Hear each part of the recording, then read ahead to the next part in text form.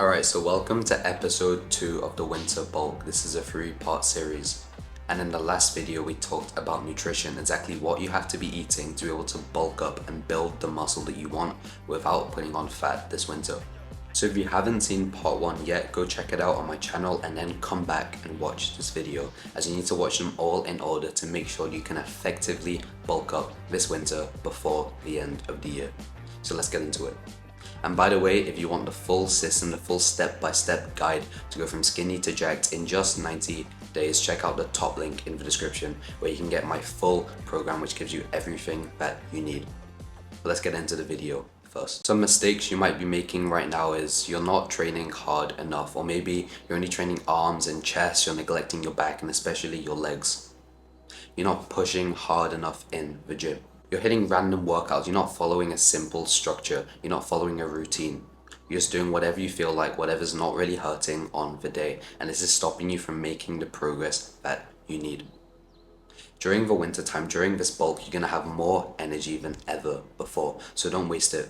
When you have all of these extra calories, all this extra energy from the carbohydrates and the protein, don't waste it by not training hard enough. This is why you need to follow a simple, structured workout system to make sure that you can use all of those extra calories, and so then you actually come out of this winter jacked with a bunch of muscle rather than just fat. Okay, so the first question is, what training split should I do? And it's a very simple answer. You want to follow a push-pull legs workout split.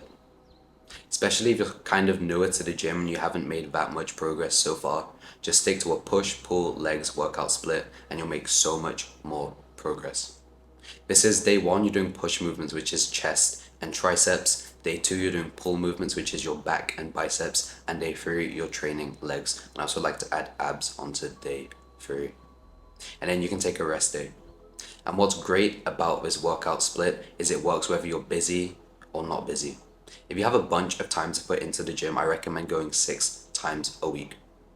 So you go push, pull legs on Monday, Tuesday, Wednesday. On Thursday, you can take a rest day.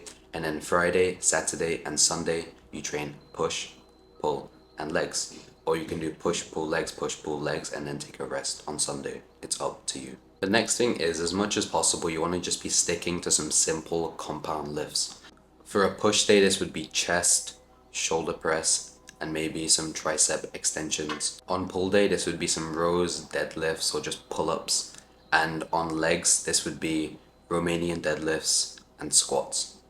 If you just stick to simple movements, you'll make sure that you can make a lot of progress in them. And it's also nice to be able to say, oh, my bench is this, my deadlift is this, my squat is this. If you do all of these movements, it'll be so much easier to track progress and make sure you're actually progressing, rather than doing all of these random exercises that you don't really know why you're doing them. But make sure you're doing at least 2 to 3 exercises per muscle group every single day. So let's say it's Monday and you're doing push. You want to do 3 exercises for chest and 3 exercises for triceps, and then maybe like 2 sets for shoulders. If you follow this, then you'll be able to make sure you're training enough volume to make sure you're actually building the size on your bulk, and so then you're not falling behind by not training hard enough. Because yes, there is such a thing as overtraining, but it's so much easier to undertrain, especially when you're bulking with all of these extra calories. So really try and push yourself. Don't be stupid and get injured, but make sure that you're actually pushing yourself close to failure every single workout. So the next thing is progressive overload. This is just progressively overloading your muscles every single week. So let's say this week I'm doing bench press. I'm doing more reps, so I'm doing 60 kilos for 10 reps. I do that, 3 sets. But the next week, when I'm doing the same movement, I try and do 62.5 kilos. And then the next week, 65 kilos.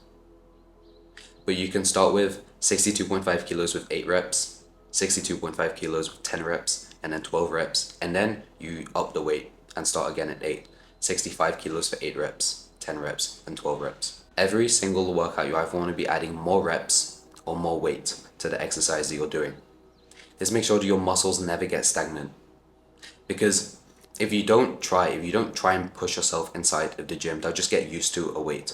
And it might feel a little hard, it might feel a little difficult, but you're not making progress. You're just doing the same thing that your muscles already know how to do. You need to shock the muscle to grow it. And by doing this, And to do this, we have to progressively overload, which is adding more reps or more weight every single time we perform a movement. So always remember to be training close to failure on every single workout and also progressively overloading with every single set that you perform. So as I mentioned before, the frequency is quite important, but the nice thing about a push-pull legs workout split is you can do 3 days or 6 days. Let's say you want to be a bit in the middle, you want to do 4 days. This is what you could do. So one day you do push, pull, legs, and then on the fourth day you can do an accessory day. This is a day which will change every single week, but it's where you train the muscle that you feel is lacking. Maybe you feel as though your legs are not as big as you want them to be, your shoulders are a bit underdeveloped. You want to focus on increasing your chest, so you want to do more bench press. On that day, you can focus on whatever you feel like is your weak point. Don't just do what you think is fun and train chest or train arms. Train the thing that's actually your weak point. If it is your back, if it is your shoulders, then train that. But if it is your legs, also train that. Just focus on whatever is your weak point. Maybe it's abs, I don't know. But make sure that you train it on that day. And that's how you could do 3 days, 4 days, or 6 days. So it's really quite adaptable, this workout split, and this is why I recommend to everyone you follow a push-pull legs workout split. And you should stick to this, by the way. Don't follow it for a month and then switch it up because you see like some fitness influencer talking about how push-pull legs Arnold is more effective or whatever. I've tried all of them. But just by sticking to it, being consistent with it is so much more important than jumping around switching workout plans every other week. So be consistent with it, stick to this for at least 6 months, and then maybe you want to change it up a bit. Maybe you decide this isn't the best thing for you because you're busy with school, you're busy with studies, whatever it is, but you decide that later on. For now, just follow this workout split for at least 6 months and you'll see some crazy results. So that's the big picture of how to train when you're on a bulk this winter. However, if you want the exact workouts, exactly what to do and when to do it inside of the gym, you can check out my full system at the top link in the description, where you'll find my program which will take you from skinny to jacked in just 90 days, guaranteed. If that sounds interesting to you and you want to make 10 times faster progress than anyone else, go check that out. But if not, really act on what you've learned today.